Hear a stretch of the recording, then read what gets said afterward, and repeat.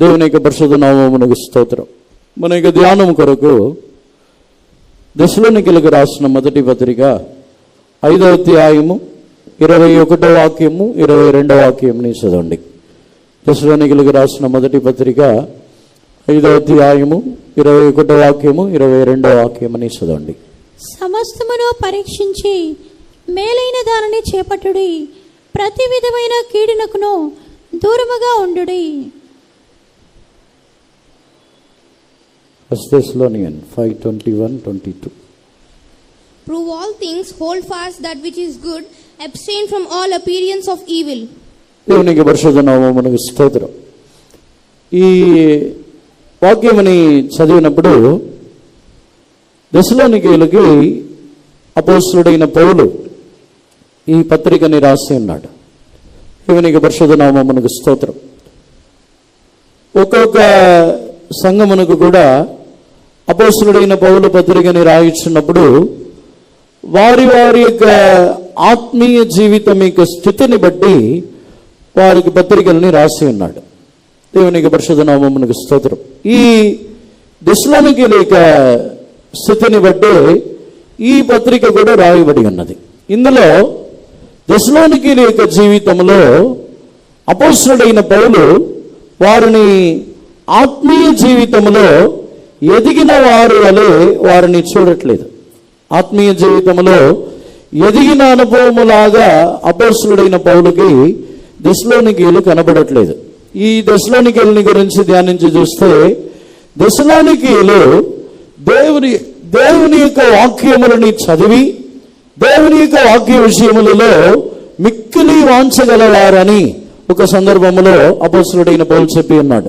దేవునికి పరిశుద్ధ నామమునకు స్తోత్రం. దాన్ని బట్టి దెస్సలోనికీయులు ఇంత ఆసక్తి గలవారుగా ఉండినను వారి జీవితంలో ఆత్మీయ జీవితంలో ఎదిగినట్టు వారికి ఆ అపోస్తలుడైన పౌలుకి కనబడలేదు. ఎందుకు ఈ కార్యముని వారి ఆత్మీయ జీవితంలో ఇంకనూ ఎదగని వారు ఉన్నారు అని ఎందుకు చెప్పుచున్నామంటే అపోస్తలుడైన పౌలు వారికి చెప్పుచున్న ఆలోచన, మీరు ప్రతి విషయముని పరిశీలించి మేలైన వాటిని ఎన్నుకొనుడి, ప్రతి కీడుని మీరు విసర్జించుడి అని చెప్పుచున్నాడు. అంటే మనము ధ్యానించుచున్న ప్రకారముగా హెబ్రీయులకు రాసిన పత్రికలో మనం వచ్చినట్లయితే అక్కడ మంచిని చెడుని ఎరిగే ఒక ఎదుగుదల, ఎదిగిన వారు జ్ఞానేంద్రియములు గల వారికే అనుగ్రహించబడి ఉన్నదని హెబ్రీయులకు రాసిన పత్రిక 5వ అధ్యాయములో మనము చదువుతున్నాం. హెబ్రీయులకు రాసిన పత్రిక 5వ అధ్యాయము చివరి వాక్యంని చదవండి. వయస్సు వచ్చిన వారు అభ్యాసము చేత మేలు కీడులను వివేచించుటకు సాధకము చేయబడిన జ్ఞానేంద్రియములు కలిగి ఉన్నారు గనుక బలమైన ఆహారము వారికే తగును. But strong meat belongeth to them that are of full age, even those who by reason of use have their senses exercised to discern both good and evil. దేవునికి పరిశుద్ధ నామమునకు స్తోత్రం. వయసు వచ్చిన వారికి మేలుని కీడుని మంచిని చెడుని వివేచించగలిగిన జ్ఞానేంద్రియములు గల వారికి బలమైన ఆహారము తగునని చెప్పుచున్నాడు. అంటే హెబ్రీయుల యొక్క జీవితంలో కూడా వారు కూడా ఆత్మీయ జీవితంలో మేలుని కీడుని గ్రహించగలిగిన జ్ఞానేంద్రియములు గల వారుగా లేనట్టే వారిని కూడా చూచుచున్నాడు. దెస్సలోనికీయులకి ఆలోచనగా చెప్పుచున్నాడు, హెబ్రీయులకి గద్దింపుతో చెప్పుచున్నాడు. కాలముని చూస్తే మీరు బోధకులుగా ఉండవలసిన వారు ఇంకనూ పాలు త్రాగవలసిన వారే ఉన్నారా? దేవునికి పరిశుద్ధ నామమునకు స్తోత్రం. ఈరోజు మనం అందరం కూడా దేవుని ఆరాధనకు వచ్చి ఉన్నాం. దానిలో మనకి ఎదుగుదలని మనము నిశ్చయముగా చూడాలి. ఒక బిడ్డ జన్మించబడిన తర్వాత ఆ బిడ్డ తన యొక్క వయసుకు తగ్గట్టు ఎదగకపోతే ఆ కుటుంబీకులు, ఆ బిడ్డ యొక్క తల్లిదండ్రులు, ఆ కుటుంబీకులు అందరిని కూడా దుఃఖపడి బాధపడుతూ ఉంటారు. అది ఆశీర్వాదకరమైన బిడ్డగా కూడా ఉండదు వయసుకు తగ్గట్టు ఎదగకపోతే. దేవునికి పరిశుద్ధ నామమునకు స్తోత్రం. ఒక 10 సంవత్సరాల వయసు వచ్చిన తర్వాత కూడా మాటలు రాకుండా, సరిగా మెదడు పని చేయకుండా, జ్ఞానము లేకుండా, చేతులు కాళ్ళు సరిగా ఎదగకుండా ఒక 2-3 సంవత్సరముల పిల్లలాగానే ఉన్నట్లయితే వారి తల్లిదండ్రులు ఎలా అనుకుంటారు? సంతోషంగా ఉంటారా? సంతోషంగా ఉండలేరు. అన్నిటినీ ఇస్తారు. ఆ బిడ్డని కూడా ప్రేమించి పోషిస్తారు, ఆ బిడ్డని కూడా ప్రేమించి వారిని కూడా, ఆ బిడ్డని కూడా శుభ్రం చేస్తారు, ఆ బిడ్డకు కూడా వస్త్రముని ధరిపింపజేస్తారు, ఆ బిడ్డకు కూడా అన్ని సౌకర్యములను చేసి పెడతారు. అదే విధముగా దేవుడు మనకు కూడా అన్ని ఆశీర్వాదములను ఇచ్చుచున్నారు. దేవుడు మనల్ని పోషించుచున్నారు, పరామర్శించుచున్నారు, మనల్ని కాపాడుచున్నారు, మనకు సహాయం చేయుచున్నారు, అన్నీ ఉన్నాయి. కానీ దేవుడు మన యొక్క ఎదుగుదలని చూసినప్పుడు మనము సరిగా ఎదగకపోవటమని చూసి ఆయన దుఃఖపడుచున్నారు. మంచిని చెడుని వివేచించగలిగిన జ్ఞానేంద్రియములు మనకు లేదు. అందుకే మనల్ని చూసి ఆయన దుఃఖపడుచున్నారు. దేవునికి పరిశుద్ధ నామమునకు స్తోత్రం. ఆ మంచి చెడుని గ్రహించిన వారు పరిశుద్ధ గ్రంథములో కొందరు ఉన్నారు. వారిని గురించి ఈరోజు మనం ధ్యానించబోతున్నాం. దేవునికి పరిశుద్ధ నామమునకు స్తోత్రం. వారు మేలైనది ఏమిటి, కీడైనది ఏమిటి అని గ్రహించిన వారు. దేవునికి పరిశుద్ధ నామమునకు స్తోత్రం. యేసు ప్రభు కూడా మార్తా మరియా ఇంటిలో ఉన్నప్పుడు అక్కడ కూడా మరియాని గురించి చెప్పుచున్నారు. తన యొద్ద నుండి తీసివేయబడని మేలైన దానిని, మంచి దానిని ఆమె ఎన్నుకొని ఉన్నది. అంటే ఒకే ఇంటిలోనే ఆ ఎదుగుదలని మనము చూడొచ్చు. ఒకే ఇంటిలోనే మరియా ఉంది, మార్తా ఉంది. కానీ మార్తాకు ఒక ఆత్మీయ జీవితంలో ఒక ఎదుగుదల లేదు. మరియా తాను యేసుప్రభు యొక్క మాటలను విని, యేసుప్రభు యొక్క పాదం మీద కూర్చొని ఆ మాటలను విని విని విని ఆమెలో మేలైన దానిని ఎన్నుకొనొచ్చున్న ఒక ఎదుగుదల ఉన్నది. దేవునికి పరిశుద్ధ నామమునకు స్తోత్రం. ఒకవేళ ఆ మేలైన దానిని ఎన్నుకొనొచ్చినప్పుడు, మంచి దానిని తెలుసుకొనినప్పుడు, దశలోనికెళ్ళి తేటగా రాయిచున్నాడు, మీరు ప్రతి వాటిని పరిశీలించి మేలైన దానిని ఎన్నుకొనుడి. ఇది వచ్చి మనిషి యొక్క జీవితంలో ఇవ్వబడిన ఒక స్వేచ్ఛ. మంచిది చెడ్డది వారే తమకు తామే ఎన్నుకొనిచున్న ఒక స్వేచ్ఛ. దేవునికి పరిశుద్ధ నామమునకు స్తోత్రం. మరియా మేలైన దానిని ఎన్నుకొని ఉన్నది. దీనిని గురించి మనం కొనసాగుతూ ధ్యానించి చూసినట్లయితే ఆ మేలైన దానిని ఎన్నుకొనిచున్న వారిని గురించి మనము మొట్టమొదటిగా సొలొమోనుని గురించి ధ్యానించినట్లయితే, సామెతలు 8వ అధ్యాయము 11వ వాక్యములో తాను చెప్పుచున్నాడు. చదవండి. సామెతలు 8వ అధ్యాయము 11వ వాక్యం. జ్ఞానము ముత్యముల కన్నా శ్రేష్టమైనది, విలువగల సొత్తులేవియో దానితో సాటి కావు. For wisdom is better than rubies, and all the things that may be desired are not to be compared to it. దేవునికి పరిశుద్ధ నామమునకు స్తోత్రం. సొలొమోను యొక్క జీవితంలో తాను స్వప్నములో తాను కల చూచుచున్నప్పుడు దేవుడు సొలొమోనుని నీకు ఏమి కావాలను అని అడిగినప్పుడు సొలొమోను అనేక కార్యములను ఎన్నుకొని అడిగి ఉండొచ్చు. అంటే సొలొమోను తాను దేవుని అడిగినది తాను మెలకుగా ఉన్నప్పుడు కాదు, కలలో ఉన్నప్పుడు. అంటే కలలో ఉన్నప్పుడే మీరు నాకు జ్ఞానముని ఇవ్వమని అడిగినట్లయితే సొలొమోను అంతకు ముందు ఆ జ్ఞానం కావాలని ఎంతగా ఆలోచించి ఉంటాడు. తాను రాజుగా మారిన తర్వాత తన జీవితంలో ఎక్కువగా తాను ప్రతిరోజు ప్రతి నిమిషం దాన్ని గురించి ఆలోచించి ఉండి ఉంటాడు. అందుకే కళ్ళలో కూడా నాకు జ్ఞానమే కావాలని అడుగుతున్నాడు. దేవునికి పరిశుద్ధ నామమునకు స్తోత్రం. కళలో మనము ఆ దేవుడు అడిగిన వెంటనే యాక్ట్ చేయలేము, నటించలేము. దేవునికి పరిశుద్ధ నామమునకు స్తోత్రం. కళల్లో నాటకాలు ఏం కుదరదు. కళ్ళలో వచ్చి నిజాలే వస్తాయి బయటికి. సొలొమోను జీవితంలో తాను దేవుడు అడిగినప్పుడు కొన్ని సందర్భముల్లో మనం నటిస్తాం.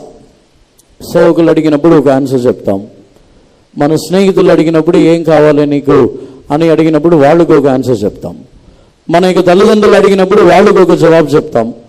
అది మన యొక్క ఎదుగుదలని బట్టి ఉంటుంది, ఒక్కొక్కరి దగ్గర నటిస్తాం. కానీ సొలొమోను జీవితమునికి వచ్చినట్లయితే తాను అందరి దగ్గరను తన యొక్క సొంత వారు, ఇంటి వారు, అంతఃపురంలో ఉన్న పని చేయుచున్న వారు అందరి దగ్గరను తాను కోరుకొనుచున్న ఒకే కార్యము, దేవుడు నాకు జ్ఞానమును ఇవ్వాలి. దేవునికి పరిశుద్ధ నామమునకు స్తోత్రం. అందుకే సొలొమోను చెప్పుచున్నాడు, ముత్యముల కంటే జ్ఞానమే శ్రేష్టమైనది. మన జీవితంలో మనము మేలుని కీడుని ఎన్నుకొనుచున్నప్పుడు మంచి చెడుని వివేచించి దానినే ఎన్నుకొనుడి అని దశలోనికలకు పౌలు రాసి ఉన్న ప్రకారముగా ఈ సొలొమోను తాను ఎన్నుకొని ఉన్న మొదటి కార్యము జ్ఞానము.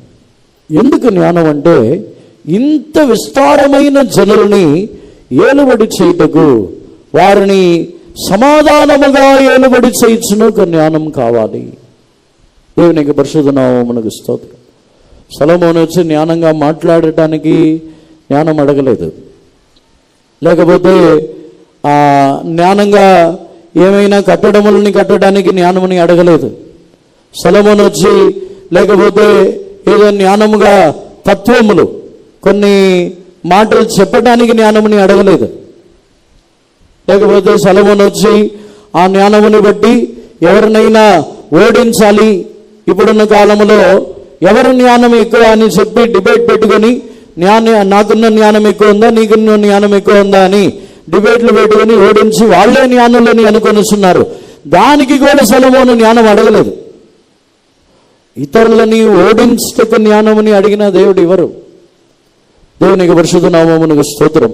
సొలొమోను జ్ఞానముని అడిగినది దేనికంటే, తాను సమాధానముగా జీవించటకును జనులందరూ సమాధానముగా ఉండుటకు ఏలుబడి చేయుటకు జ్ఞానమని ఉన్నాడు. ఆ జ్ఞానము జనుల మీద అధికారం చూపించడానికి కూడా అడగలేదు, లేకపోతే జనుల మీద ఏమైనా భారం వేసి జనులని తమ యొక్క స్వాధీనములో ఉంచుకొని జనులందరూ తన యొక్క కాళ్ళ క్రింద ఉంచటానికో సర్వాధికారము చేయటానికి జ్ఞానముని అడగలేదు.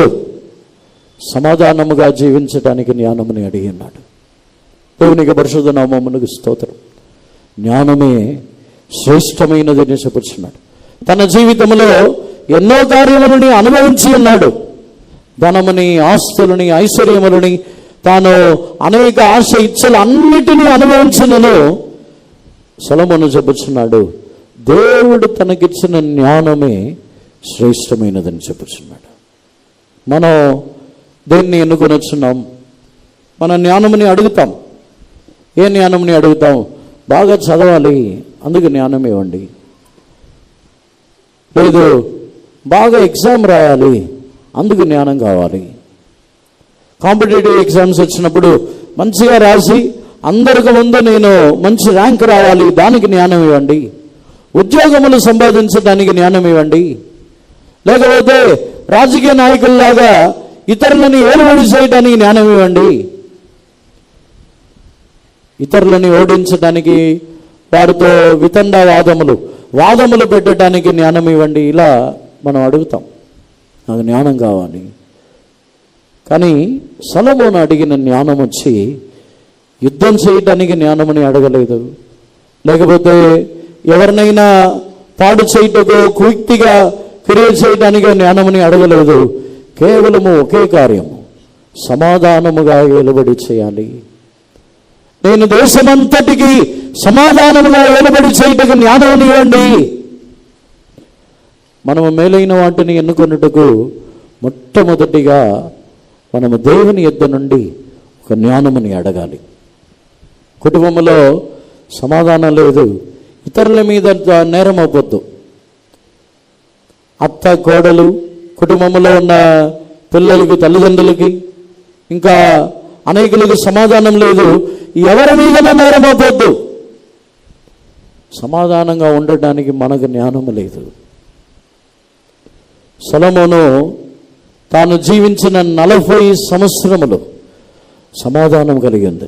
పరిశుద్ధ గ్రంథంలోనే రాయబడి ఉన్నది, 40 సంవత్సరములు తన చుట్టూన్న వేరే ప్రాంతములో, వేరే ఆ చుట్టూన్న రాజ్యముల అన్నిటితోనూ, తన యొక్క సొంత దేశములోనూ సమాధానముగానే ఉన్నాడు. దేవునికి పరిశుద్ధ నామమునకు స్తోత్రం. అది ఎంతటి జ్ఞానం! అది చుట్టూన్న దేశాలు యుద్ధమునకు రాకుండా ఉంటారా? చుట్టూన్న శత్రు దేశాలు, ఆ దినముల్లో ఫిలిస్తీన్లు, అమాలేకీయులు, వీరందరూ శత్రువులు ఉన్నారు, చుట్టూ ఉన్నారు, వారు ఆ దేశముని చుట్టూ ఉన్నారు. వారు రాకుండా ఉంటారా? అయినా వారిని సమాధానముగా ఉంచి ఉన్నాడు. సమాధానముగా ఉంచగలిగిన ఒక జ్ఞానం సొలొమోనుకు ఉంది.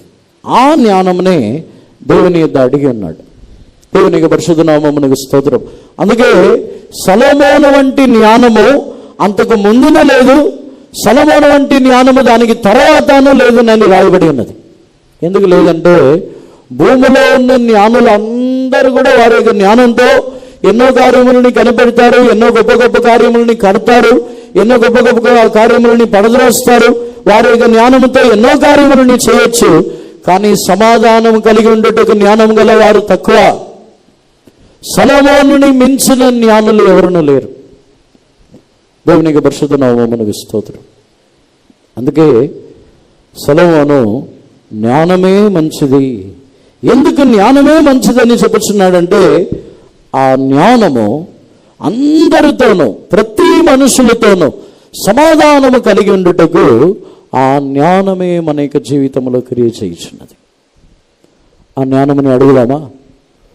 ఒక నిమిషం అందరి కన్నులు మూసుకొని, మనకు మేలైనది కావాలి. అందులో మొట్టమొదటి కార్యము మనకు సమాధానం కలిగి ఉండేటకు జ్ఞానం కావాలి. ఆ జ్ఞానం ఉంటే సమాధానముగా జీవించగలము. మనం ఇతరులతో గొడవలు పడి, వాగ్వాదము చేసి, ఇతరులతో పోట్లాడి సమాధానము లేని పరిస్థితులు అనేకులు ఉన్నాం. ఇప్పుడు దేవుణ్ణి అడుగుదాం, సమాధానముగా ఉండటానికి నాకు జ్ఞానం ఇవ్వండి.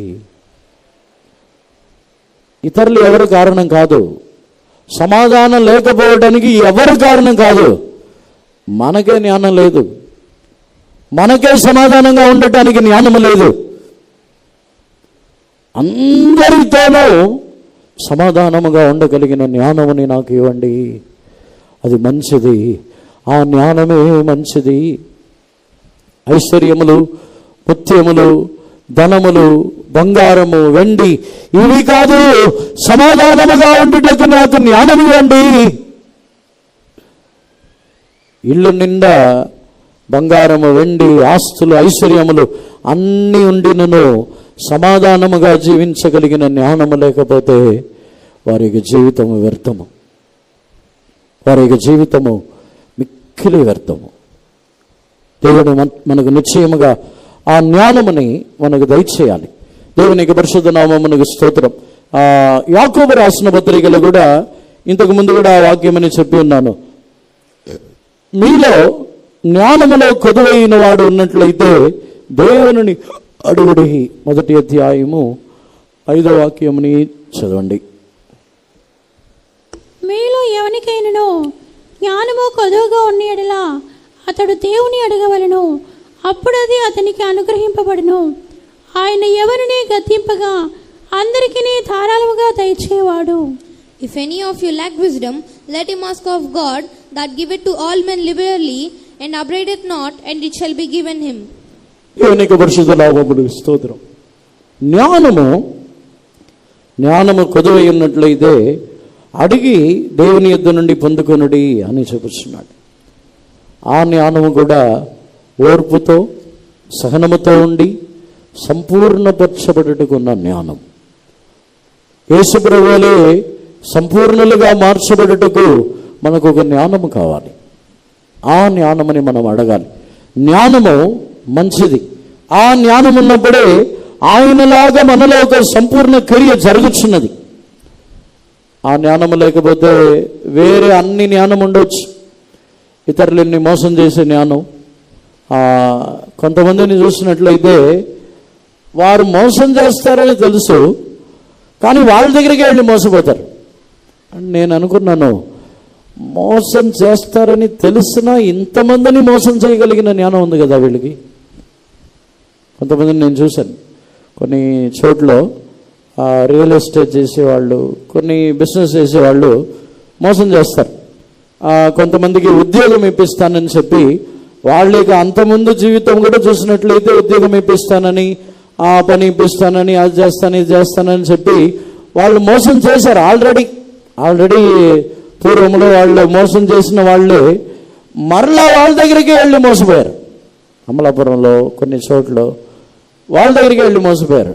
నేను అనుకున్నాను, ఇంత ఆల్రెడీ మోసం చేశారని వాళ్ళకి తెలుసు వాళ్ళ గురించి, కానీ వాళ్ళ దగ్గరికి వెళ్ళి మోసపోయారంటే వీళ్ళు మోసం చేయడానికి ఎంత తెలివి వీళ్ళు, కానీ మోసం చేయడానికి ఎంత జ్ఞానం ఉంటుంది, ఎంత కుయుక్తి.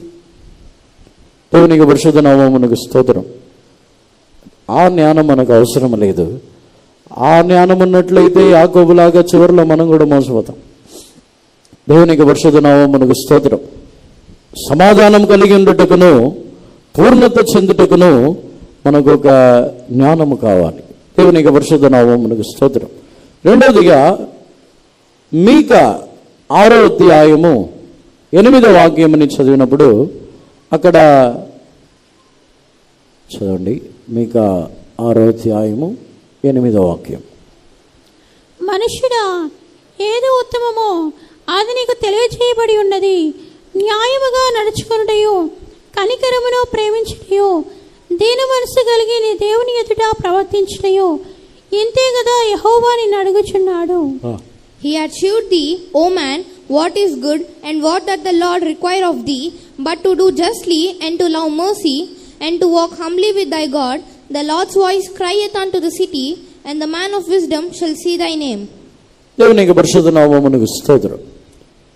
మీకా ప్రవక్త, నీవు ఉత్తమమైన దానిని, మేలైన దానిని దేవుడు నీకు బయలుపరిచి ఉన్నారు కదా.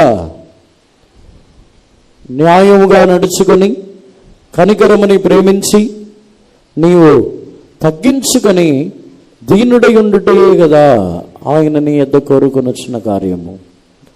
దేవునికి పరిశుద్ధ నామమునకు స్తోత్రం. మేలైన దానిని ఎన్నుకోవాలి. ఈ మీకా ప్రవక్తతో కూడా దేవుడు చెప్పుచున్న కార్యము, ఆ జనులు తమ యొక్క జీవితంలో వారు వేరే వేరే కార్యములను ఎన్నుకొనిచున్నారు. వారు తమ యొక్క జీవితంలో ఉన్న పాపముని, తమ యొక్క జీవితంలో ఉన్న శాపముని తొలగించుకునే నిమిత్తము అనేక కార్యములను ఎన్నుకొనిచున్నారు. కానీ దేవుడు వారి యొద్ద కోరుకొనుచున్న మేలైన కార్యము న్యాయముగా నడుచుకొని కనికరముని ప్రేమించి మన జీవితంలో తగ్గించుకొని ఉండుటయే ఆయన కోరుకొనుచున్న కార్యం. ఈ మూడుటిని కలిపి ఎందుకు దేవుడు చెప్పి ఉన్నారు? ఈ వాక్యంలో నేను ఆలోచించి ఉన్నాను. ఈ మూడును ఏదో ఒక కార్యం చెప్పొచ్చు కదా, మూడుటిని కలిపి ఎందుకు చెప్పి ఉన్నారు అని ఆలోచించినప్పుడు, న్యాయముగా నడుచుకొని వచ్చిన వారి యొక్క జీవితంలో ఎక్కువ శాతము తగ్గింపు కనబడదు. న్యాయముగా నడుచుకొని వచ్చిన వారి యొక్క జీవితంలో ఎక్కువ శాతము కనికరము కూడా కనబడదు.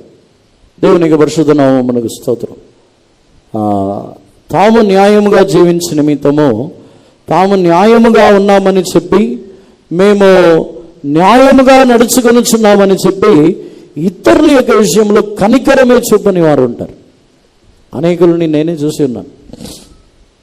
వారు చేసిన కార్యం న్యాయమే, పక్షపాతమే లేని కార్యమే, కానీ కనికరము చూపని ఒక స్వభావం ఉంటుంది. కనికరముని ప్రేమించాలి. దేవునికి పరిశుద్ధ నామమునకు స్తోత్రం.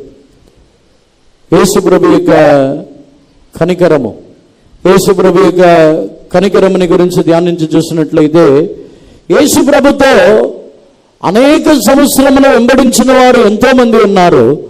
వారు ఎవరికి కూడా ఈ రోజు నువ్వు నాతో కూడా పరదీసులో ఉంటావని చెప్పలేదు. కానీ సిలువలో దొంగ ఒకే మాట అడిగి అన్నాడు, నీ రాజ్యం వచ్చినప్పుడు నన్ను జ్ఞాపకం చేసుకున్నావు. ఒకే మాట. తాను ఏమాత్రము సంవత్సరాల తరబడి యేసు ప్రభుతో తిరగలేదు, సంవత్సరాల తరబడి వాక్యములని చదవలేదు, కానీ ఆ సమయంలో దేవుని యొక్క కనికరమని తాను పొంది ఉన్నాడు. దేవుని యొక్క పరిశుద్ధ నామమునకు స్తోత్రం. ఇలా మనం ధ్యానించి చూసినట్లయితే మేము న్యాయముగా ఉన్నవారము, మేము ఏమాత్రము అన్యాయము చేయమని చెప్పుచున్న వారి యొక్క జీవితంలో వారి ఎడల కనికరమే లేని ఒక స్వభావం ఉంటుంది. దేవుని యొక్క పరిశుద్ధ నామమునకు స్తోత్రం.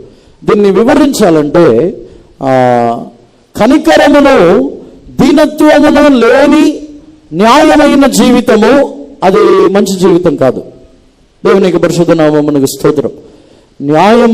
న్యాయముగా జీవించేవారు, మేము నిజాయితీగా జీవించుచున్న వారము, మేము న్యాయముగా జీవించుచున్న వారము, మేము యథార్థముగా జీవించుచున్న వారమని చెప్పేవారికి కనికరమును దీనత్వమును లేకపోతే ఆ జీవితము వ్యర్థము. దేవునికి పరిశుద్ధ నామమునకు స్తోత్రం. ఉదాహరణముగా యేసు ప్రభు ఆయన న్యాయముని బట్టి జీవించువారు, కానీ అదే విధముగా జనుల ఎడల కూడా కనికరము చూపియాలి. ఎలా చూపించి ఉన్నారు? న్యాయమని ప్రేమించి కనికరము చూపించుటకు న్యాయము అని చెప్పినట్లయితే మనుషులు తాను చేసిన పాపమునకు శిక్షింపబడటం న్యాయం. ఆయన న్యాయముగా నడుచుకోవాలంటే మనుషులు చేసిన పాపమునకు తగ్గట్టు వారిని శిక్షించి మరణమునకు పాత్రులుగానే ఉంచాలి. అదే న్యాయం. ఆయన న్యాయముని ప్రేమించుచున్నారు, కానీ అదే సమయంలో కనికరం గల వారై ఉన్నారు కాబట్టి, దీనుడై ఉన్నారు కాబట్టి ఆ శిక్షని తన మీద వేసుకుని ఇతరుల ఎడల కనికరముని చూపించి ఉన్నారు. దేవునికి పరిశుద్ధ నామమునకు స్తోత్రం. కొన్ని సందర్భముల్లో న్యాయముగా జీవించుచున్నామని చెప్పి ఎవరిని మనం భరించము, ఎవరి యొక్క పాపముని మనము సహించము. న్యాయముగా నిజాయితీగా జీవించుచున్నామని చెప్పి మనం ఎవరి యొక్క శిక్షని మన మీద వేసుకోము. కనికరమని ప్రేమించుటయు దీనత్వము కలిగి జీవించుటయే కదా నేను కోరుకొనుచున్నది. మనం అనుకొనుచున్నాము, నేను నీతిమంతుణ్ణి, నన్ను ఎవరు నేరమోపలేరు, నేను యథార్థముగా ఉన్నాను, అన్నిటిలో యథార్థముగా ఉన్నాను. పరిసయ్యుడి యొక్క జీవితము కూడా అదే. పరిసయ్యుడు కూడా న్యాయముగా జీవించేవాడే. పరిసయ్యుడి యొక్క జీవితంలో పాపముని కనిపెట్టలేము. పరిసయ్యుడి యొక్క జీవితంలో తాను దశమభాగంలో నమ్మకంగా ఉంటాడు, ప్రార్థనలో నమ్మకంగా ఉంటాడు. పరిసయ్యుడు తాను దేవుని మందిరములో చేయించిన పరిచారముల విషయంలో నమ్మకంగా ఉంటాడు. పరిసయ్యుడు ధర్మశాస్త్రమును బట్టి జీవించే విషయంలో అన్నిటిలో నమ్మకంగా ఉంటాడు.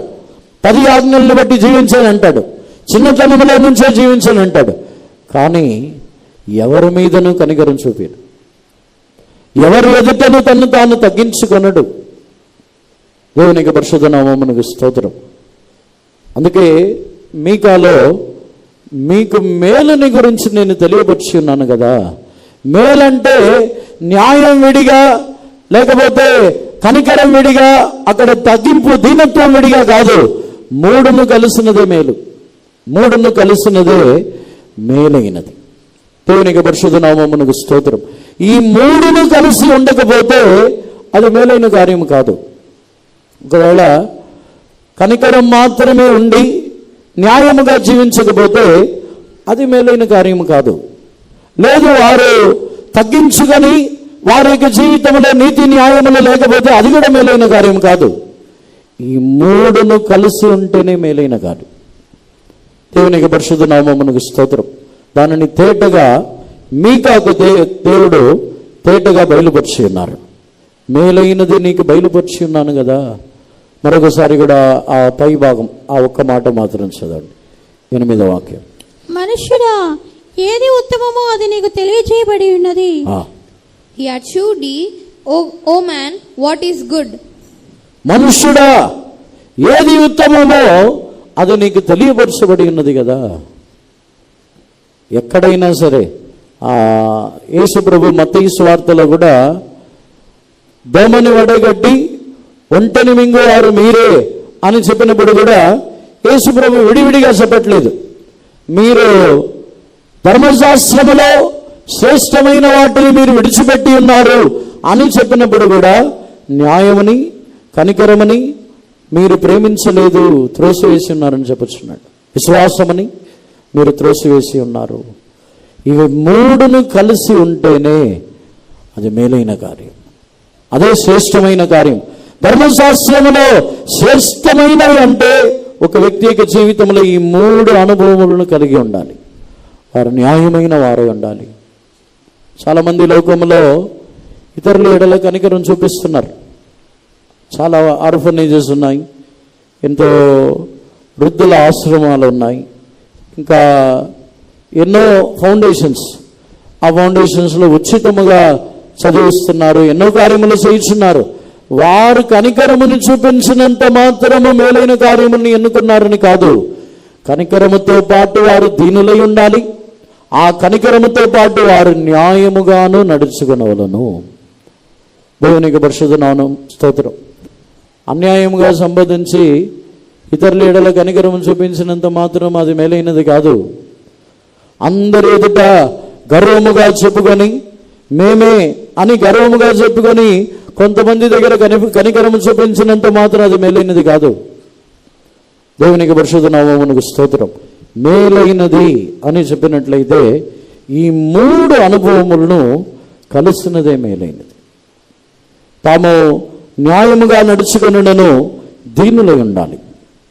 దీనిని గురించి యేసు ప్రభు, అపోస్తలుడైన పౌలు, ఇంకా అపోస్తలుల యొక్క జీవితంలో, పరిశుద్ధ గ్రంథములో అనేకులని గురించి చెప్పొచ్చు.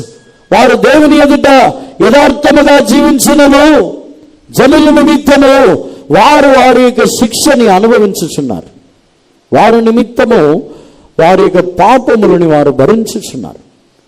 వారి యొక్క జీవితంలో ఇతరుల ఎడల అపోస్తలుడైన పౌలు చెప్పుచున్నాడు, మేము మేలు చేసి కీడుని అనుభవించుచున్నాము, మేము ఇతరులకు ఆశీర్వాదముగా మారి మేము శాపగ్రస్తులుగా మారుచున్నాము. యేసు ప్రభు దేవుడు చెప్పిన అదే విధముగా న్యాయముగా నడుచుకున్నట మాత్రమే కాకుండా కనికరమని ప్రేమించి దీనులుగాను వారు తమను తామే తగ్గించుకొనుచున్నారు. దేవుని యొక్క పరిశుద్ధ నామమునకు స్తోత్రం. మూడవదిగా ఇర్మీయా గ్రంథము 6వ అధ్యాయము 16వ వాక్యముని చదివినప్పుడు అక్కడ దేనిని ప్రేమించవలను అని మనం చదువుతున్నాం. శ్రేష్టమైనది ఏమిటో చదవండి. యెహోవా ఇలాగ సెలవిచ్చుచున్నాడు, మార్గములలో నిలిచి చూడుడి, పురాతన మార్గములను గూర్చి విచారించుడి, మేలు కలుగు మార్గమేది అని అడిగి అందులో నడుచుకునుడి, అప్పుడు మీకు నెమ్మది కలుగును. అయితే వారు మేము అందులో నడుచుకునమని చెప్పుచున్నారు. Thus saith the Lord, stand ye in the ways and see, and ask for the old paths, where is the good way, and walk therein, and ye shall find rest for your souls. But they said, we will not walk therein. దేవునికి పరిశుద్ధ నామమునకు స్తోత్రం. పురాతనమైన మార్గములలో నిలబడి, పురాతనమైన మార్గములలో మీరు అడిగి మేలు కలుగుచున్న వాటిని తెలుసుకొనుడి. దేవునికి పరిశుద్ధ నామమునకు స్తోత్రం. కొన్ని సందర్భముల్లో మనకి ఇలా కూడా చెప్పి ఉండొచ్చు, పురాతనమైన మార్గముల్లో నడవాలని. పురాతనమైన మార్గముల్లో నడవాలనేది వాక్యం కాదు. పురాతనమైన మార్గములను బట్టి జీవించాలి అని కూడా కొంతమంది చెప్పి ఇలా చెప్పుతున్నారు. కానీ పురాతనమైన మార్గముల్లో దేవుడు నడవమని చెప్పలేదు. మార్గములలో నిలబడి పురాతనమైన మార్గములలోనే మేలు కలుగుచున్న మార్గం ఏమిటో దానిని అడగండి. అన్ని మార్గముల్లో నడవాలని చెప్పట్లేదు. పురాతనమైన మార్గములే, కానీ అన్ని మార్గముల్లో వారు నడిచినట్టే, వారు జీవించినట్టే జీవించుడి అని చెప్పట్లేదు. దానిని అడగండి, మేలు కలుగుచున్న మార్గము. దేవునికి పరిశుద్ధ నామమునకు స్తోత్రం. ఇందులో విశేషముగా దేవుడు నాకు ఇచ్చిన కృపని బట్టి నేను చెప్పుచున్న కార్యం ఏమిటంటే, అందులో మేలు కలుగుచున్న మార్గములని అడగటము, అడుగుచున్న ఒక జీవితము. అంటే ఏ కార్యమునైనా విచారించి దానిని తెలుసుకొని మేలైనది ఏమిటో తెలుసుకొని అడుగుచున్న ఒక విచారించుచున్న అనుభవం అనేది మనిషి యొక్క జీవితంలో శ్రేష్టమైన కార్యం. దేవునికి పరిశుద్ధ నామమునకు స్తోత్రం. కొన్ని సందర్భముల్లో మనల్ని గురించి ఇతరులు నేరం అవ్వచ్చు. లేకపోతే ఎవరైనా ఒక వ్యక్తి గురించి నేరం మోపి ఉన్నారనుకోండి, అప్పుడు మనం ఏం చేస్తాం అంటే అవునా ఇలా చేశారా అని నమ్మి వారిని గురించిన ఒక బ్యాడ్ ఒపీనియన్ వచ్చేస్తుంది. కానీ ఇక్కడ ఈ వాక్యముని బట్టి చూసినట్లయితే పురాతనమైన మార్గములు వాటిలో కూడా అడిగి దాంట్లో మేలైనది ఏంటో తెలుసుకొని దానిలో నడవండి. అంటే ఏ కార్యమైనా విచారించి తెలుసుకొనొచ్చున్న ఒక స్వభావము, ఒక మేలైన స్వభావం. విచారించాలి. దాన్ని దశలోనికులు కూడా చెప్పుచున్నాడు, మీరు ప్రతి వాటిలోనూ మేలైన దానిని పరిశీలించి తెలుసుకొని ఎన్నుకొనుడి. దేవునికి పరిశుద్ధ నామమునకు స్తోత్రం. అపొస్తలుడైన పౌలు దశలోనికులకు రాయించినప్పుడు 5వ అధ్యాయంలో ఎన్నో విషయములు రాయించున్నాడు. అయినా చెప్పుచున్నాడు, మీరు మేలైన వాటిని తెలుసుకొనుడి, ఎన్నుకొనుడి. దేవునికి పరిశుద్ధ నామమునకు స్తోత్రం. అంటే విచారించే ఒక స్వభావం. కొందరు కష్టములో ఉన్నప్పుడు, బాధల్లో ఉన్నప్పుడు, వ్యాధుల్లో ఉన్నప్పుడు విచారించే అనుభవం వేరు. రెండవది మేలైన దానిని, ఇది మంచిదా, ఇది చెడ్డదా అని అడగటము. కొన్ని సందర్భంలో మనకే తెలియదు ఇది మంచిదా చెడ్డదా అని. వారు మార్గంలో నిలబడి అడగండి. ఎవరిని అడుగుతారు? ఒకటి దేవుణ్ణి అడగాలి, లేకపోతే సేవకుల్ని అడగాలి, లేకపోతే దేవునితో సహవాసము చేయుచున్న కొందరు జనుల్ని అడగాలి. అడిగి తెలుసుకునటం అనేది ఒక మంచి అనుభవము. మనం దేన్ని అడగకుండానే మనకు మనమే ఊహించుకొని, మనకు మనమే నిర్ణయించుకొని ఏమీ అడగకుండా చేయటం అనేది చెడ్డ స్వభావము. అది ఎవరైనా సరే. ఉదాహరణముగా అపోస్తలులు ఒక సంఘ పెద్దని గురించి ఎవరైనా చెడుగా చెప్పినట్లయితే వాటిని వెంటనే నమ్మవద్దు, 2-3 యొక్క సాక్షిని బట్టి వాటిని విచారించండి అనే వాక్యంలో ఉంది. దేవునికి పరిశుద్ధ నామమునకు స్తోత్రం. కానీ ఇప్పుడు మన సంఘములో ఆ పరిస్థితి తగ్గిపోయింది. ఇప్పుడు ఆ అనుభవము చాలా వరకు తగ్గిపోయింది. విచారించటం. దేవునికి పరిశుద్ధ నామమునకు స్తోత్రం. విచారించక ముందే ఎవరు ఏం చెప్తారో ఫస్ట్ వచ్చి చెప్పిన వాళ్ళదే నిజమైంది. ఫస్ట్ వచ్చి ఎవరు చెప్తారో వాళ్ళదే నిజం. తర్వాత వచ్చి చెప్తే అంత ఎక్కదు. అంటే మన యొక్క జీవితంలో ఆ ఎదుగుదలలో మనం లేము. ప్రారంభంలో చెప్పినట్టు మంచిని చెడుని వివేచించగలిగిన జ్ఞానేంద్రియములు గలవారికే బలమైన ఆహారము తగును. అంటే మంచిని చెడుని వివేచించలేని ఎవరు ఏం చెప్పినా, ఎవరు ఏది చెప్పినా అదే మంచిది, అదే మొదటిదని దానిని నమ్మిస్తూ ఉన్నామంటే మనం ఇంకా ఎదగలేదు. దేవునికి పరిశుద్ధ నామమునకు స్తోత్రం. కొన్ని సందర్భముల్లో మనం అనుకుంటాం మనం వెళ్ళి చెప్పేదే వారు వింటారు. కొన్ని సందర్భంలో కొంతమంది అనుకుంటారు మేము చెప్పేదే పెద్దవాళ్ళు వింటారు, మేము చెప్పేదే అలా ఆలోచిస్తారు అనుకుంటాము. కాదు, వారును ఎదిగిన వారు మనం చెప్పినట్టు అనుకోరు, మనం చెప్పినట్టు వినరు. వారును వివేచించుదురు. వారుకును దేవుడికి వివేచనని ఇచ్చి ఉన్నారు. అందువలన మన యొక్క జీవితంలో మనము చెప్పినట్టే అనుకుంటారు, మనము చెప్పినట్టే జరిగిద్దని మాత్రం ఏమాత్రం అనుకోవద్దు. దేవునికి పరిశుద్ధ నామమునకు స్తోత్రం. ఆ ఎదుగుదల పెద్దవారికి, పరిశుద్ధులైన వారికి మాత్రమే కాదు, మనకును కలిగి ఉండాలి. మనము కూడా వివేచించగలిగిన వారుగా మారాలి. మంచిని చెడుని, మేలుని కీడుని వివేచించగలిగిన ఒక అనుభవము. దాన్నే ఈ ఇర్మియా గ్రంథములో అడగవలను, అడిగి తెలుసుకొనవలను అని చెప్పుచున్నాడు. దేవునికి పరిశుద్ధ నామమునకు స్తోత్రం. ఈ ఇర్మియా గ్రంథములో చెప్పుచున్న కార్యం ఏమిటంటే వారు దేవునితో సమాధానముగా లేరు, వారు దేవునితో ఐక్యముగా లేరు.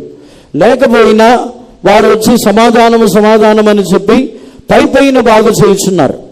అందుకే మీరు పూర్వములో ఉన్న ఆ మార్గములో నిలబడి అడిగి తెలుసుకొనుడి. దేనిని అడిగి తెలుసుకోవాలంటే దేవునితో సమీపముగా రావటం ఎలా, దేవునితో సమాధాన పడటం ఎలా, దేవునితో ఐక్యముగా జీవించటం ఎలా అడిగి తెలుసుకొనుడి. ఇప్పుడున్న యాజకులు చెప్పిన మాటని బట్టి, ఆ దినముల్లో ఉన్న యాజకులు చెప్పింది ఏంటంటే పైన పర్వాలేదు నువ్వు ఇలా ఉంటే పర్వాలేదు, దేవుడు ఏమనుకోరు, నువ్వు దేవునితో ఐక్యంగా లేకుండా లోకానుసారంగా జీవించిన దేవుడు క్షమిస్తారులే, లోకములో ఆ ఆచారములను బట్టి జీవించిన పర్వాలేదు, దేవుడు ఏమనరులే. పైన బాగు చేయించినవారు దేవునితో సమీపముగా రావటానికి ఏమి చేయాలో కొరింథీయులకు రాసిన 2వ పత్రిక 6వ అధ్యాయం చివరి వాక్యముల్లో అక్కడ రాయబడిన ప్రకారముగా మీరు వారి మధ్యలో నుండి బయలువెడలి ప్రత్యేకముగా ఉండుడి, అప్పుడు నేను మీకు తండ్రిని ఉండును. ఆయనకు సమీపముగా రావటానికి ఒకే మార్గం, లోకమునకును లోకవేషమునకును లోకములో ఉన్న వాటికి దూరముగా ఉన్నప్పుడే దేవునికి సమీపముగా మనం మారగలం. కానీ వారైతే ఇర్మియా గ్రంథములో వారు చెప్పిన ప్రకారముగా వారు పైన బాగు చేస్తున్నారు. అంటే పర్లేదు, లోకముతో కలిసి ఉన్నా పర్వాలేదు, నువ్వు కొన్ని ఆశ ఇచ్చల్ని బట్టి లోక ఆశలని నెరవేర్చుకున్నా పర్వాలేదు, లోక సంతోషముని బట్టి ఎంజాయ్ చేసినా పర్వాలేదు, అన్ని ఆడంబరములు అన్ని అలంకరణలతో నిండి ఉన్నా పర్వాలేదు, పైన బాగు చేయించిన వారు దేవుడు ముందే ఇర్మియా ప్రవక్త ద్వారా చెప్పి ఉన్నారు, నా యాజకులు పైన బాగు చేయించిన వారు. దేవునికి పరిశుద్ధ నామమునకు స్తోత్రం. మేలైనది ఏమిటంటే పూర్వపు మార్గములలో నిలబడి అడిగి తెలుసుకుంటే చెప్తారు దేవునితో ఎలా సమీపం అవ్వాలి. పూర్వపు మార్గములో మోషే దేవునికి ఎలా సమీపమయ్యాడో అడుగుతూ చెప్తాడు. అబ్రహాము ఎలా దేవునితో సమీపముగా వచ్చి ఉన్నాడో, ఇసాకు యాకోబు వారు ఎలా దేవునికి సమీపస్తులుగా జీవించి ఉన్నారో పూర్వపు మార్గముల్లో నిలబడి అడగండి. వారు ఎలా జీవించి ఉన్నారో అలా జీవించమని కాదు, దేవునితో ఎలా సమీపమయ్యారో అడిగి తెలుసుకొనుడి. అదే పూర్వపు మార్గములు. దేవునికి పరిశుద్ధ నామమునకు స్తోత్రం. అదే మేలైనది, అడగటం. దేవుణ్ణి అడగాలి. పరిశుద్ధ గ్రంథములో ఉన్న వాక్యముని బట్టి వారు ఎలా సమీపమయ్యారు, దేవునితో ఎలా ఐక్యమయ్యారు, వారిలో కూడా కొన్ని కొరతలు వచ్చాయి. అబ్రహామీక జీవితంలో కూడా 13 సంవత్సరములు దేవునికి దూరముగా ఉన్నాడు. దేవునికి పరిశుద్ధ నామమునకు స్తోత్రం. తన యొక్క 86వ సంవత్సరము నుండి 99వ సంవత్సరం వరకు కూడా అబ్రహాము దేవునికి దూరముగా ఉన్నాడు. ఎలాగంటే ప్రారంభంలో తాను దేవుడు చెప్పినట్టు ఆగరు యొక్క మాట, సారా యొక్క మాటని విని ఆగర్ని తాను చేర్చుకొని ఉన్నాడు. కానీ దానికి తర్వాత సారాని ప్రేమించటంని తగ్గించి ఉన్నాడు. అందుకే అబ్రహాముతో దేవుడు చెప్పుచున్నారు, నీవు నా ఎదుట నిందారహితుడివై ఉండుము, అప్పుడు నేను నిన్ను ఆశీర్వదిస్తానంటున్నారు. దేవునికి పరిశుద్ధ నామమునకు స్తోత్రం. ఇలా వారిలో మరలా దేవునికి సమీపముగా వచ్చి ఉన్నారు. మనం దేవుని దగ్గర తెలుసుకొని ఎన్నుకొనవలసిన కార్యము మేలైనది. దేవుని యొద్ద మేలైన కార్యములు నేను ఎలా దేవునికి సమీపం అవ్వాలి తెలుసుకొనుట మేలైనది. దానిని అడగటం, అడిగి తెలుసుకొనటం మేలైనది. దేవునికి పరిశుద్ధ నామమునకు స్తోత్రం. 4వదిగా ఆయన యొక్క జీవితంలో మేలైన కార్యములు అని చెప్పినట్లయితే శ్రమలు అనుభవించటము మేలైనది. 119వ కీర్తన 71వ వాక్యముని చదవండి. దావీదు ఈ కీర్తనని రాయించున్నాడు. 119వ కీర్తన 71వ వాక్యం. నేను నీ కట్టడలను నేర్చుకున్నట్లు శ్రమ నుండి ఉండుట నాకు మేలాయను. It is good for me that I have been afflicted, that I might learn thy statutes. దేవునికి పరిశుద్ధ నామమునకు స్తోత్రం. దావీదు సుఖభోగముని ఎన్నుకోలేదు, మేలైన దానిని ఎన్నుకొనుడి, అని చెప్పినప్పుడు శ్రమనంది ఉండుట నాకు మేలైనది, నేను నీ కట్టడలని నేర్చుకొనుటకు. దేవునికి పరిశుద్ధ నామమునకు స్తోత్రం. ఈ వాక్యం చదివినప్పుడు కట్టడలని నేర్చుకోవటం అంటే చదవటానికా? నేను దీని గురించి ఆలోచించను. నీ కట్టడలని నేర్చుకొనుటకు శ్రమనంది ఉండటము నాకు మేలాయను. దేవునికి పరిశుద్ధ నామమునకు స్తోత్రం. దీన్ని ధ్యానించినప్పుడు హెబ్రీయులకు రాసిన పత్రికలో యేసుప్రభుని గురించి రాయబడి ఉన్నది. ఆయన పొందిన శ్రమల ద్వారా విధేయతని నేర్చుకొనెను. చదవండి. ఆయన శ్రమల ద్వారా విధేయతని నేర్చుకొనెను అని రాయబడి ఉన్నది. 8వ వాక్యం చదవండి. 5వ అధ్యాయము హెబ్రీయులకు రాసిన పత్రిక 5వ అధ్యాయము 8వ వాక్యం. ఆయన కుమారుడై ఉండియు తాను పొందిన శ్రమల వలన విధేయతను నేర్చుకొనెను. Though he were a son, yet learned the obedience by the things which he suffered. దావీదు చెప్పుచున్నాడు, నేను శ్రమనంది ఉండటము మేలాయను, నీ కట్టడలని నేను నేర్చుకొని ఉన్నాను అంటున్నాడు. అదే విధముగానే యేసుప్రభుని గురించి ఆయన కుమారుడై ఉండి ఆయన శ్రమనంది ఉండటం వలన విధేయతని నేర్చుకొని ఉన్నారు. యేసుప్రభుకి లోబడటం తెలీదా? లేదు దావీదుకి 10 ఆజ్ఞల గురించి తెలియదా? లేదు దావీదుకి ధర్మశాస్త్రం గురించి తెలియదా? వారు దాన్ని నేర్చుకోవడానికి శ్రమలు ఎందుకు రావాలి? దేవునికి పరిశుద్ధ నామమునకు స్తోత్రం. యేసుప్రభుని గురించి అయినను దావీదుని గురించి ధ్యానించి చూసినట్లయితే శ్రమనంది ఉండటం వలన వారు నేర్చుకొని ఉన్న కట్టడలు, ఆ కట్టడలని మనం ధ్యానించి చూసినట్లయితే వారు దేవునినైనను మనుషులనైనను ప్రేమించుచున్న ప్రేమని వారు శ్రమల ద్వారానే నేర్చుకుని ఉన్నారు. దేవునికి పరిశుద్ధ నామమునకు స్తోత్రం. దావీదు జీవితంలో తనకు తెలుసు, నీ పూర్ణ హృదయంతో, నీ పూర్ణాత్మతో, నీ పూర్ణ మనసుతో నీ దేవుడైన యెహోవాని ప్రేమించవలను. దానికి సమానమైన ఆజ్ఞ, నిన్ను వలె నీ పొరుగు వారిని ప్రేమించవలను. కట్టడలని నేర్చుకుని ఉన్నాడు. ఎప్పుడైతే తాను శ్రమలు అనుభవించి ఉన్నాడో అదే విధముగా తాను ఇతరులని అలా ప్రేమించి ఉన్నాడు. దేవునికి పరిశుద్ధ నామమునకు స్తోత్రం. ఒకవేళ దావీదు తన జీవితంలో శ్రమల మార్గంలో వెళ్లకుండా ఉన్నట్లయితే తనకు విరోధముగా వచ్చిన వాళ్ళని ఏం చేసి ఉంటాడు? దావీదు వచ్చి నిందింపబడి రాజు ద్వారా తరిమివేయబడి, సౌలు ద్వారా తరిమివేయబడి, ఎన్నో కొండలు లోయలు, ఎన్నో దేశమిక రాజులు యాజకుల దగ్గర దాక్కుని వారు మోసం చేసి ఇన్ని శ్రమలని అనుభవించిన తర్వాత రాజుగా మారి ఉన్నాడు. ఒకవేళ ఈ శ్రమలు ఏమీ లేకుండా దేవుడు డైరెక్ట్గా సౌలుని తీసేసి రాజుగా దావీదుని నియమించి ఉంటారు అనుకోండి, తనకు విరోధంగా మాట్లాడిన వాళ్ళని ఏం చేసి ఉంటాడు? వెంటనే, ఇది ధర్మశాస్త్రంలో చెప్పబడి ఉన్న ప్రకారముగా రాజుకు విరోధముగా మాట్లాడిన వానికి మరణ శిక్ష విధించాలి, ఉరి తీయాలని చెప్పి ఉరి తీసి ఉంటాడు. కానీ ఎందుకు దావీదు తనకు విరోధముగా లేచిన వారికి విరోధంగా క్రియ చేయలేదు? ఎందుకు?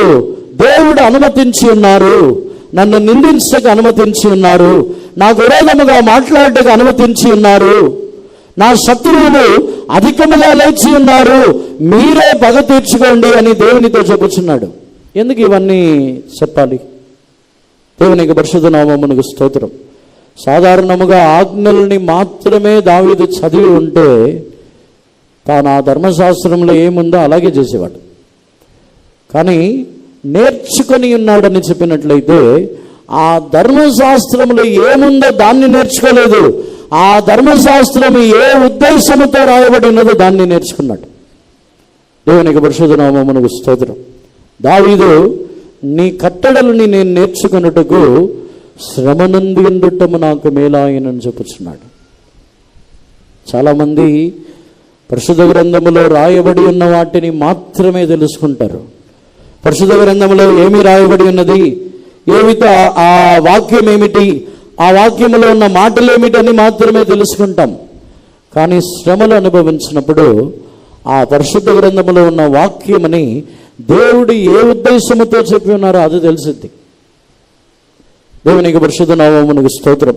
ఆ ధర్మశాస్త్రముని 10 ఆజ్ఞలని దేవుడు ఏ ఉద్దేశంతో ఇచ్చి ఉన్నారో దేవుని మనసులో ఉన్న ఉద్దేశముని నేర్చుకున్నాడు శ్రమల ద్వారా. దేవునికి పరిశుద్ధ నామమునకు స్తోత్రం.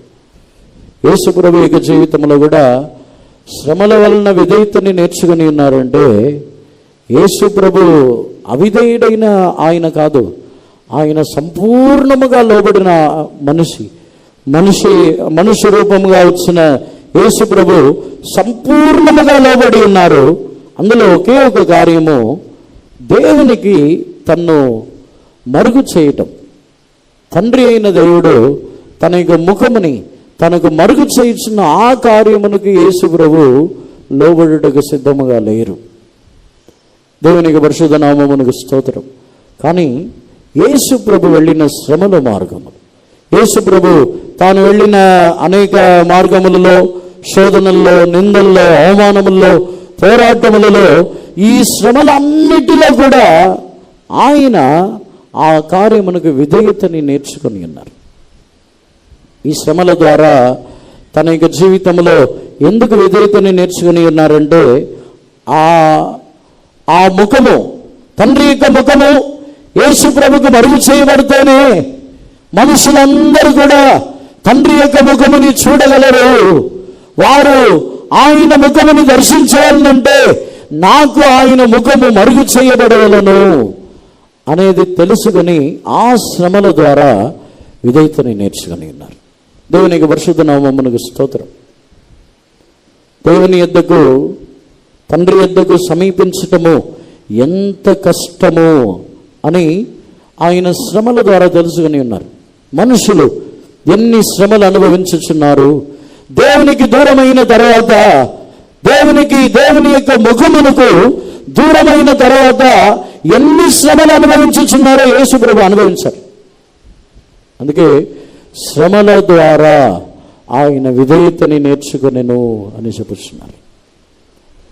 మనుషులు దేవునికి దూరమైనప్పుడు, మనుషులు దేవుని యొక్క ముఖముని చూడలేక దేవుని ముఖమునకు మరుగు ఉన్నప్పుడు వారి జీవితం ఎంత చీకటిగా, ఎంత దౌర్భాగ్యముగా, ఎంత శ్రమలలో వారు జీవించుచున్నారని యేసు ప్రభు అనుభవించారు.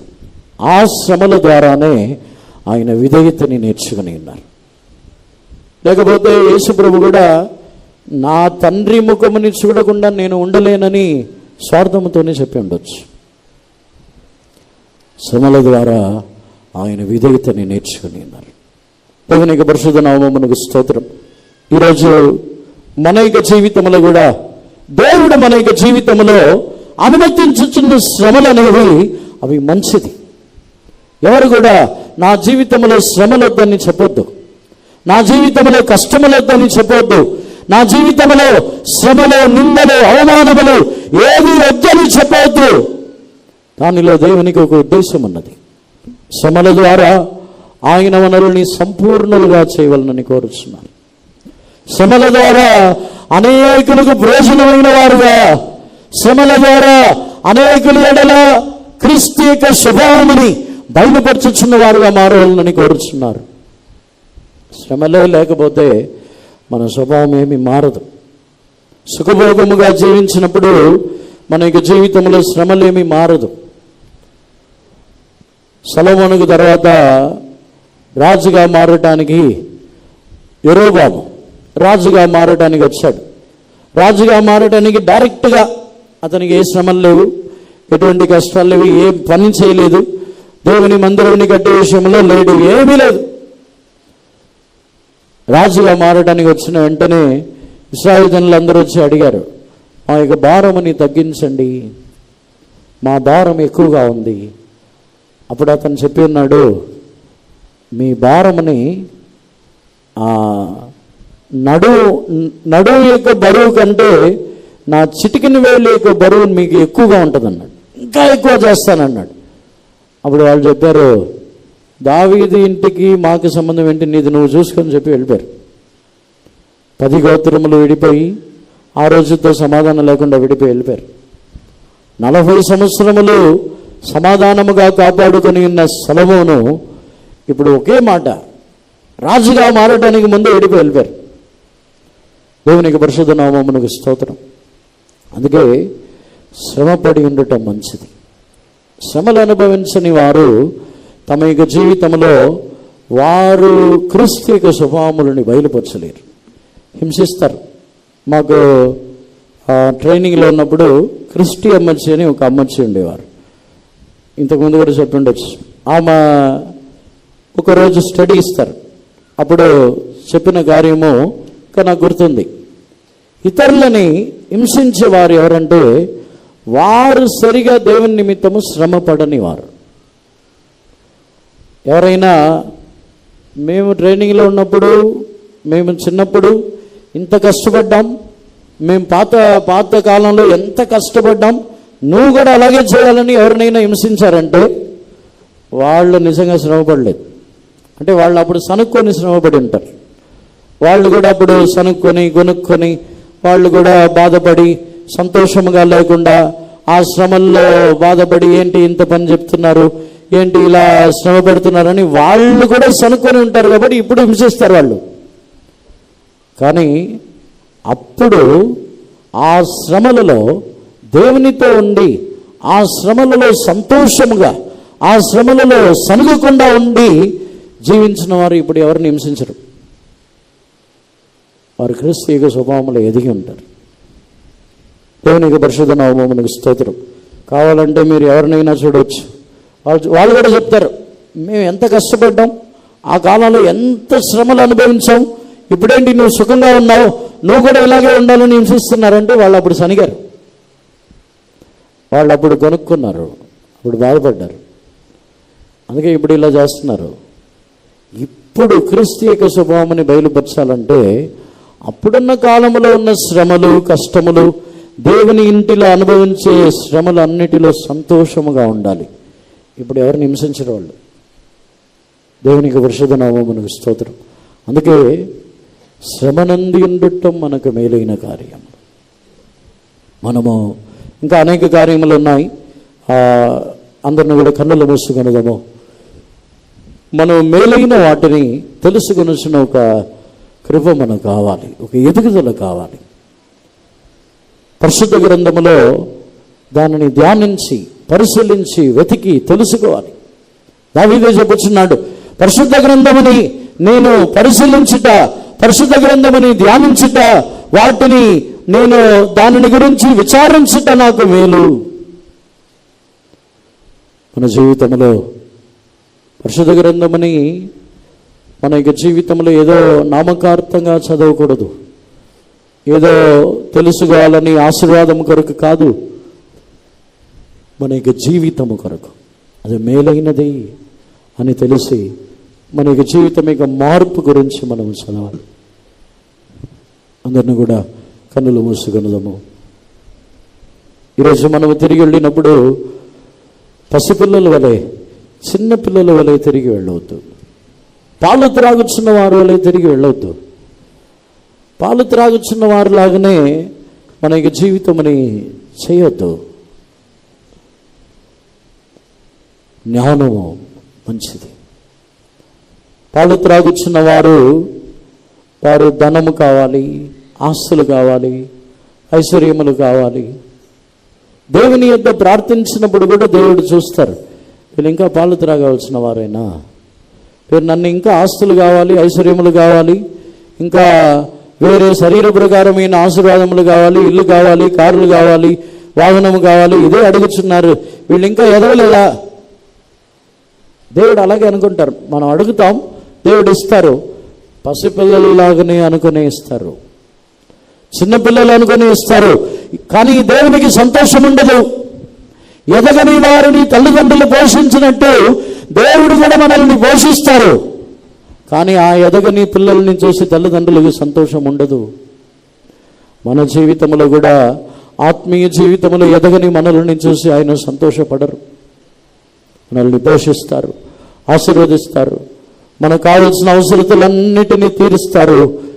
కానీ వీరు ఇంకా జ్ఞానముని అడగటం లేదే, దేవుని గురించిన జ్ఞానముని తెలుసుకొనటం లేదే, దేవునితోను మనుషులతో సమాధానముగా ఉండే జ్ఞానముని వీరు తెలుసుకొనటం లేదే, ఇంకా అడగలేదే నన్ను. ఈరోజు అడగండి, అందరు కన్నులు మూసుకొని ప్రభువా ఆ జ్ఞానముని ఇవ్వండి అని అడగండి. ప్రభువా నాకు ఆ జ్ఞానముని ఇవ్వండి అని దేవుని చూసి నోరు తెరిచి అడగండి. ఎవరిని మౌనముగా ఉండవద్దు. అందరు కళ్ళు మూయండి. చిన్నపిల్లలు అందరు కళ్ళు మూయండి. హల్లెలూయా. అందరిని కన్నులు మూసుకొని సమర్పించుకున్నదాము. మేలైన దానిని ఎన్నుకున్న వారి పక్షములోనే యేసుప్రభు కూడా ఉంటారు. యేసుప్రభు కొరకు మార్త పని చేస్తుంది, యేసుప్రభు కొరకే చేస్తుంది. కానీ యేసుప్రభు ఎవరి పక్షమున ఉన్నారంటే మేలైన వాటిని ఎన్నుకొనుచున్న వారి పక్షమున ఉన్నారు. ఆయన పాదం యొద్ద కూర్చొని ఆయన యొక్క స్వరముని విని ఆయన యొక్క మాటల్ని విని మౌనముగా తగ్గించుకుని ఉన్నది. ఒకవేళ మార్తా యేసుప్రభుతో చెప్పినప్పుడు మరియా మార్తాకి ఏమైనా జవాబు చెప్పి ఉంటే అది మేలైనది కాదు. యేసుప్రభు యొక్క పాదం మీదే కూర్చొని యేసుప్రభు చెప్పిన మాటలన్నిటినీ విన్న తర్వాత మరియా మార్తాకి ఏమైనా ఎదురు చెప్పి నా గురించి నీకు ఎందుకు, నన్ను గురించి ఎందుకు అడుగుతున్నావు, నీ పని నువ్వు చూసుకో అని చెప్పి ఉంటే యేసుప్రభు చెప్పి ఉంటారా మరియా మేలైనది ఎన్నుకుందని, శ్రేష్టమైన దానిని ఎన్నుకుందని చెప్తారా? చెప్పరు. మనం కూడా దేవుని యొక్క పాదంలో ఉండవచ్చు, దేవుని యొక్క మాటల్ని వినవచ్చు. కానీ శ్రేష్టమైనది వచ్చి అన్ని సందర్భములో ఆయన యొక్క పాదములో మౌనముగా ఉండటం, అదే శ్రేష్టమైనది. ఈరోజు అందరిని కూడా సమర్పించుకున్నదాము. మనం శ్రేష్టమైన దానిని ఎన్నుకుందాం. మన యొక్క జీవితంలో న్యాయమని కనికరమని ప్రేమించి దీనులుగా జీవించటకు ఎన్నుకొనుదాము. న్యాయముగా నీతిగా ఉన్నానని గర్వముతో ఉండవద్దు, తగ్గించుకుందాం. ఇతరుల ఎడల కనికరము చూపించటకు వారి యొక్క శిక్షను మనం భరించటకు తీర్మానం చేయండి.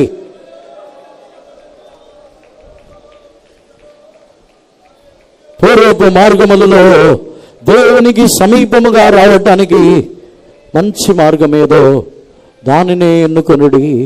పూర్వములో అనేక రకములుగా జీవించి ఉన్నారు, కానీ దేవునికి సమీపంగా రావడానికి ఏ మార్గములో వచ్చి ఉన్నారో దానిని ఎన్నుకోవాలి. అదే శ్రేష్టమైనది. ఈరోజు ఆ మార్గమును ఎన్నుకొనుదాము.